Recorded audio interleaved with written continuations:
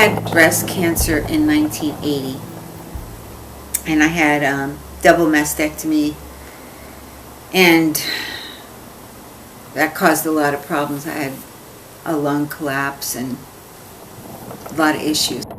I was in my 30s, and because my mom died at 41, as soon as they saw the cancer cells starting, they said, you really should just get this done. My father and I agreed on that. Then in 2001, I got diagnosed with colon cancer. And it was early stage, but they had to do a surgery. So they did a resection, they call it. They took part of the colon out and a hysterectomy to make sure. And then they said, okay, everything's fine. No chemo, you're good, go. And everything was fine until 2008. And then it came raging back where it blew me away. It was stage 4, metastasized to the liver. It was all over. I had to have a liver resection. I had to go to UCLA Medical Center. I had more colon removed. Took out so many body parts, and I had to go through chemo for almost a year, and it was the worst year ever. For everybody, not just me. I don't remember it. I mean, I just know it was devastating. I lost 90 pounds, just kept falling on my face. I'd fall over and crush my nose. It was horrible. They finally said, you can't handle this chemo anymore. So they stopped. And fortunately, they said, okay, but we got most of it out. You'll be fine. 2008. 2009, I had the surgery, the liver surgery. The end of 2009, I was doing pretty good. Everything's fine. 2012, it was back again. And this time it was in the lymph system of the liver. And it was metastasis again. So this was the second time it metastasized, which they said that doesn't usually happen. Usually you're gone by then.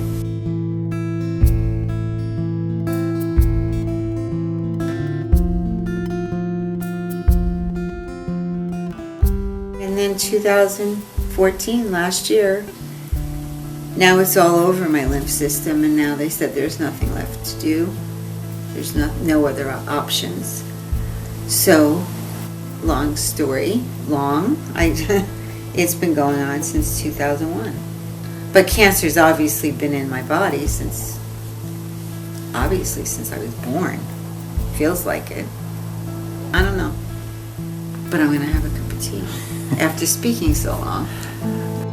Mother, my mother, you're a warrior, I know. You probably wear your badges of the battles you hold. So many times you've risen out of ashes and losses. With a warrior cry, you rally the masses. You're always there. You're always there. When you walk into a chemo room ward, or you walk into an oncologist's office, you get to know the people. They become your peeps. Like, you're waving at each other. You see each other at stores. You see each other at the gym or at restaurants, and you're like, hey, you feel like it's a fraternity, sorority situation. It's pretty interesting. But mother, oh mother, I'm a scared little girl.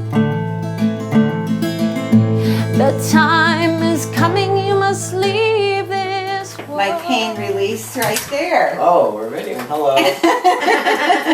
Hi. This is my boy who comes to see me every day and makes me feel happy.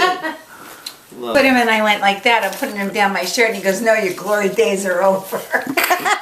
I wish I was kidding. They're being very respectful of my wishes, accommodating, very strong support team. Nobody's telling me what to do. Nobody's being condescending or saying I should do this or do that or thinking I can't do for myself.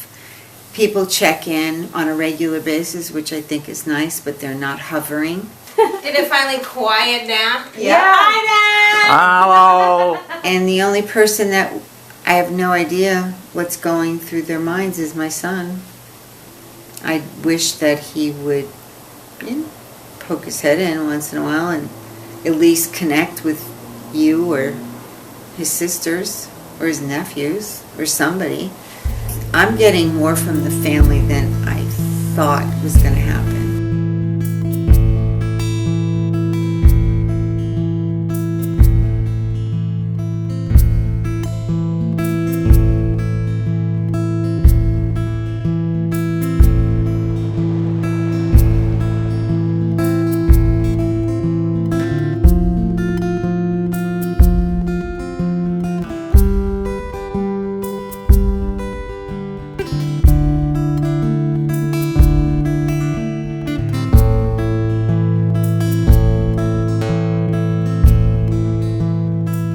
Family and friends have been really responsive to my decision to go with hospice.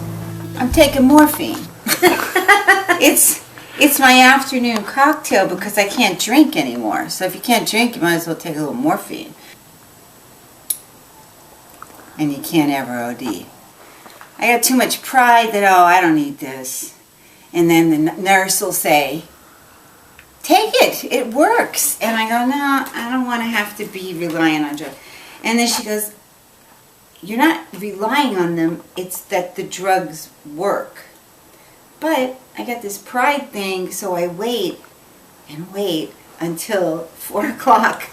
Until my whole body hurts. And then when I take it, I don't feel too bad. And then when hospice hits, all of a sudden people are walking all over your house with beds and oxygen tanks and bags of drugs. The emergency drug bag, and in here is my nice supply of morphine. And real sexy is the suppositories. I'm really comfortable with the staff. They're my team. They're always there, and they text. And they talk to you if you're not feeling right, like emotionally. They're there for the family, which blew me away. How they could sit there in a circle and talk it through. That was pretty good. And some people say, God, I wish my grandmother would be like that, or I wish my mom would be like that. There's a group in the hospice. We're going to go on a radio show and talk about it. And hopefully get some people out there to understand that it's not scary. I'm going to get a t-shirt pretty soon. It's about hospice, hospitality. I got my own hospital room now. So they bring in this incredible bed that's just like from the hospital. And it goes up and down, just like a hospital bed. Totally comfortable. It's the most comfortable bed I've ever had. It's ridiculous. And then the really fun part is they brought in my own oxygen tank. If you notice, there's a little elephant on this piece because I didn't want to look at the tank. So my friend from Mozambique gave me this material to cover it up, and it's the elephant in the room.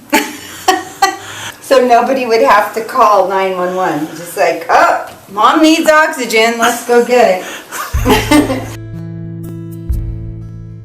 The thing about the hospital room is you get sick. I got 3 or 4 major infections that put me in the ICU. I had such a horrible infection. I was always in the ICU. I don't want to die accidentally from some, pneumonia thing. I wanted to say cancer on the freaking thing. When you get to the point where it's time and all your ducks are in a row, everything's in order, and you've gone through an illness so many times, one thing you'd like to do is be done. That I feel like I'm at an airport waiting for a plane, but the plane keeps getting delayed. It gets boring, so it's like you should have a choice. Let's just get this done. I would do that. I think they should have that.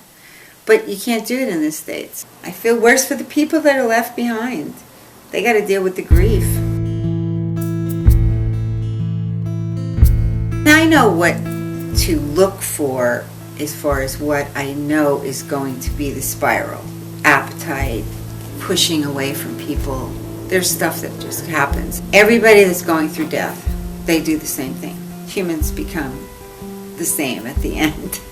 That's what hospice tells you. We push away because we're leaving. It's like, you're not coming with us, so sorry, you're not on this car. I'm in an apartment. I never felt really comfortable in a big, gigantic house. And I like the idea of going back to that roots thing. In Coney Island is a parken liegen in Coney Island. In Coney Island, ah, this is my love. So give the tropical down to the tropical seashore by Dame Yum Yum Yum Yum Caesar Michael. At the seashore by the tropical yum. Yum yum yum. It's always been comfortable for me. That's why I like my room with the hospital bed, and I just think about I'm in New York somewhere in some little room. I'm so glad to finally have learned how to live alone. I've never done that before. I've taken care of somebody my whole life since I was 10.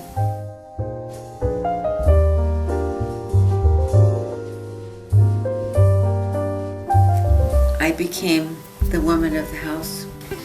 I cooked, cleaned, took care of my brother, went to school, come home, do my homework, make dinner. But I loved it because I was a peer, and it made me rise right up to whatever he thought I could do, I would do it. My dad was my hero.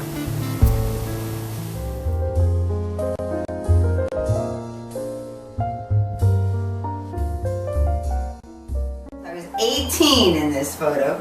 This is when I graduated college, and I went to Cal State when there were 3 kids, and I was waitressing at night, going to college in the day, and had the 3 kids. I don't know how that even worked, but it worked. My father said it was his proudest day, that the first female of the family, the Algaze family, graduated college. To have a relationship with ourselves is probably the best thing we could do. Be the best kind of people for others is to know how to have this relationship. See